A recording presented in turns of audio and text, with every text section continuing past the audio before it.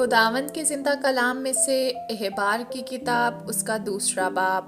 اور اگر کوئی خداوند کے لیے نذر کی قربانی کا چڑھاوا لائے تو اپنے چڑھاوے کے لیے میدا لے اور اس میں تیل ڈال کر اس کے اوپر لبان رکھے، اور وہ اسے ہارون کے بیٹوں کے پاس جو کاہن ہیں لائے، اور تیل ملے ہوئے میدا میں سے اس طرح اپنی مٹھی بھر کر نکالے کہ سب لبان اس میں آ جائے۔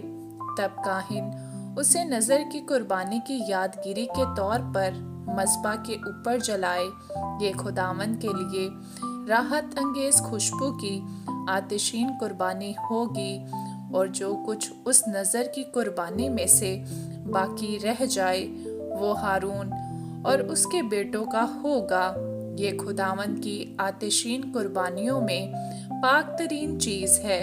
اور جب تو تنور کا پکا ہوا نذر کی قربانی کا چڑھاوا لائے تو وہ تیل ملے ہوئے میدا کے بے خمیری گردے یا تیل چپڑی ہوئی بے خمیری چپاتیاں ہوں، اور اگر تیری نذر کی قربانی کا چڑھاوا توے کا پکا ہوا ہو تو وہ تیل ملے ہوئے بے خمیری میدا کا ہو، اس کو ٹکڑے ٹکڑے کر کے اس میں تیل ڈالنا تو وہ نذر کی قربانی ہوگی۔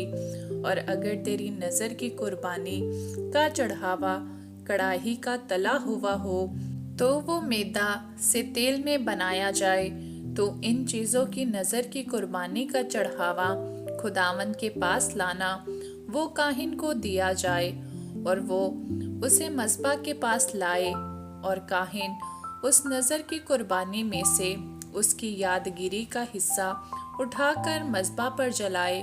یہ خداوند کے لیے راحت انگیز خوشبو کی آتشین قربانی ہوگی، اور جو کچھ اس نذر کی قربانی میں سے بچ رہے وہ ہارون اور اس کے بیٹوں کا ہوگا۔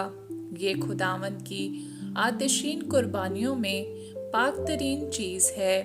کوئی نذر کی قربانی جو تم خداوند کے حضور چڑھاؤ وہ خمیر ملا کر نہ بنائی جائے۔ تم کبھی آتشین قربانی کے طور پر خداوند کے حضور خمیر یا شہد نہ جلانا۔ تم ان کو پہلے پھلوں کے چڑھاوے کے طور پر خداوند کے حضور لانا، پر راحت انگیز خوشبو کے لیے وہ مذبح پر نہ چڑھائے جائیں۔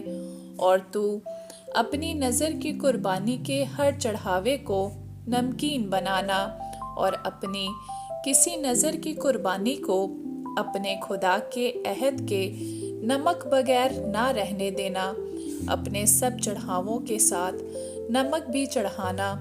اور اگر تو پہلے پھلوں کی نذر کا چڑھاوا خداوند کے حضور چڑھائے تو اپنے پہلے پھلوں کی نذر کے چڑھاوے کے لیے اناج کی بھنی ہوئی بالیں، یعنی ہری ہری بالوں میں سے ہاتھ سے مل کر نکالے ہوئے اناج کو چڑھانا، اور اس میں تیل ڈالنا اور اس کے اوپر لبان رکھنا، تو وہ نذر کی قربانی ہوگی۔